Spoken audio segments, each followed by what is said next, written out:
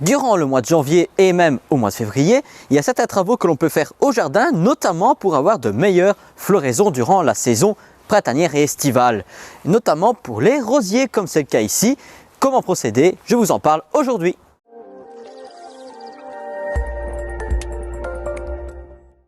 Bonjour à tous, aujourd'hui je vais vous montrer comment favoriser une floraison, que ce soit au niveau d'une vivace ou même d'un arbuste comme par exemple les rosiers ou même d'autres plantes, seulement avec de la nourriture.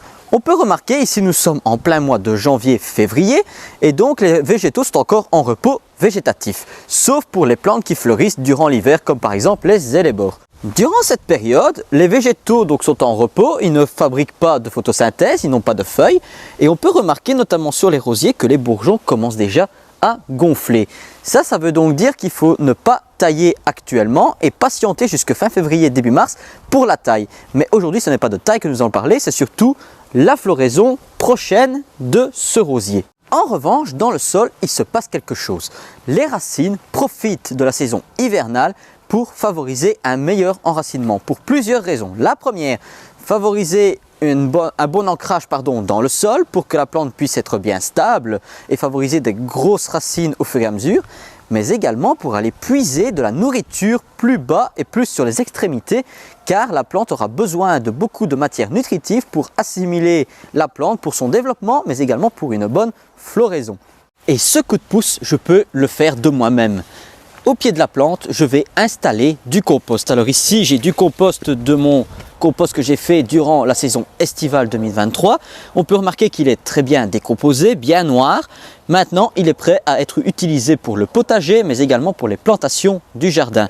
Et qu'est-ce qu'on va faire? C'est tout simple. On va venir ajouter au pied de notre rosier, sur une bonne couche, du compost, qu'on va venir soit incorporer à la terre pour qu'il puisse être bien assimilé et qu'il ne soit pas en contact avec l'air car il va s'oxyder rapidement. Mais vous pouvez également installer du paillage de feuilles mortes, de paille ou alors d'écorce de broyat, ce qui va permettre de garder le compost bien protégé et qu'il puisse nourrir votre plante. Je vous garantis qu'avec ce compost, la plante va être explosive au niveau du printemps et avoir une très longue floraison. Et c'est même utile notamment pour les plantes qui ont une longue floraison. Les rosiers ici n'ont pas une seule floraison durant l'été, ils en ont 2 voire 3 car ce sont des remontants. Pas de compost à votre disposition, ce n'est pas grave car vous pouvez trouver dans les jardineries des sacs d'engrais, que ce soit en granulés organiques ou alors chimiques. Maintenant le chimique, il vaut mieux pas trop s'y fier. L'organique, lui, va se défaire sur le long terme, mais attention, quand vous choisissez de l'engrais organique en jardinerie, il faut, pour n'importe quel engrais, regarder le ratio NPK. C'est très important, ça se trouve derrière l'emballage généralement. Il s'agit de la notion NPK. Cela veut donc dire azote, phosphore et potassium. Ça va vous donner une indication sur la teneur de l'engrais en question.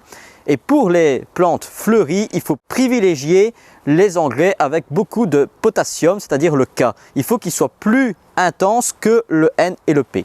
C'est donc maintenant à vous de jouer. Nous, on se retrouvera très bientôt. N'hésitez pas à aller suivre la page YouTube, Facebook et Instagram sur laquelle je poste régulièrement des nouveautés.